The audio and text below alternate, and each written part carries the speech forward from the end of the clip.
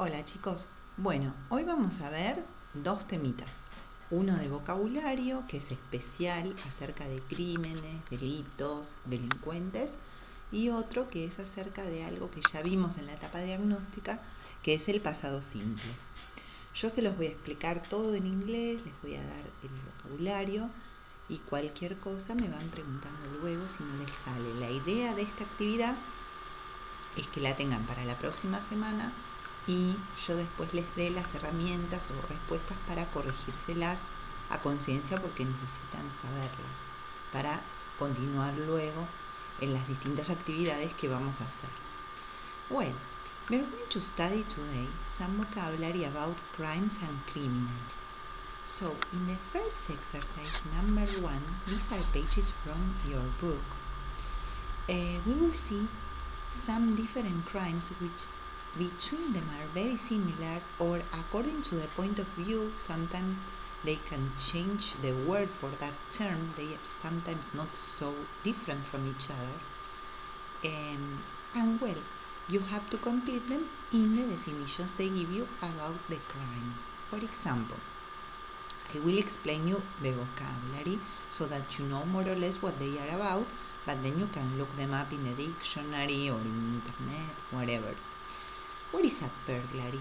A burglary is a crime that the people enter by force in a house, they break into the house, and they steal things in the house. What is a fraud? It's the crime that the people change some results, some data, for a criminal purpose. What is mugging? It's the crime, especially in the streets, with violence to rob people and their objects. In general, it's with weapons, with violence. Piracy is the crime where the person commits an illegal copy of something, for example, a CD, book, movie. A robbery is a crime where the people steal something, but robbery is only used when the people rob banks or, that is to say, places. The most common is banks and people. You rob people or places. That's why I tell you that sometimes you may use the same noun or verb, but they refer to the same thing. But in the case of robbing, it's only for people and places, and it's very common with banks or that you were robbed in the street. Shoplifting is a crime without violence, and is when a person is inside a shop and takes something without paying. A theft is the stealing of an object in a house or somewhere, but only of an object and without violence. Is what we call in Spanish hurto. And vandalism is the crime of breaking something from public places. Then you will have to complete with the names of the criminals of each crime that was mentioned in the exercise 1. The names of the criminals are in a list of vocabulary at the end of this file. Okay? So that you don't have to look up so much the words, but you can. There is no problem.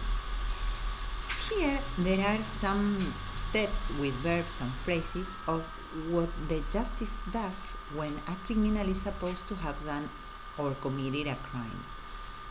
They can accuse the suspect without knowing if he did it or not. They analyze the evidence, they study if he committed a crime or not by the evidence. They can arrest them, take them to the police or prison.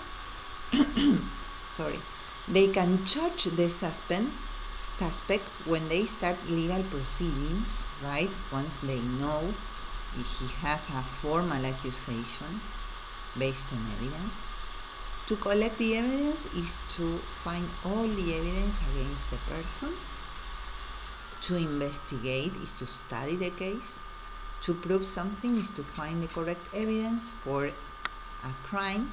And to question the suspect is to ask them the questions that the justice thinks they are the proper ones. So you have to complete with these expressions according to all the procedures they do. Then we have a small revision on simple past that we studied already in the diagnostic part, but I will revise you the theory. So, the simple past was used for actions that started and finished in the past. They don't have any connection with the present. They were done yesterday or last year, last month, some time ago. The past of the verb to be is was and were, I, he, she, it, they, was, we, they, were, and is made negative and interrogative directly. And then the affirmative form of the simple past can take regular or irregular verbs. If the verb is not irregular, you can base on the list I gave you in the diagnostic part, or I can give you one again. And then if it is not irregular and is not in the list I give you, then you can find the verb with in the past with the ed, the typical ed ending for the regular verbs. That is to say, if it's not irregular, it's regular with ed. And the negative is made with didn't, and the questions with did, but always the verb in the present or infinitive. Here is the list of vocabulary that I wanted to give you, so that you have the criminals and the crimes, and the phrases. If it is a verb, they have the be. If it is a noun, the noun of the crime. And if it is the person, you have noun and person. And here are the phrases. Well, okay. So I will show you in the title which exercises to do about the vocabulary and about simple past. About simple past, they are these ones to say if they are sentences in the present or past, to match, for example, which sentence has the form of the verb to be in the past simple affirmative. The answer is D.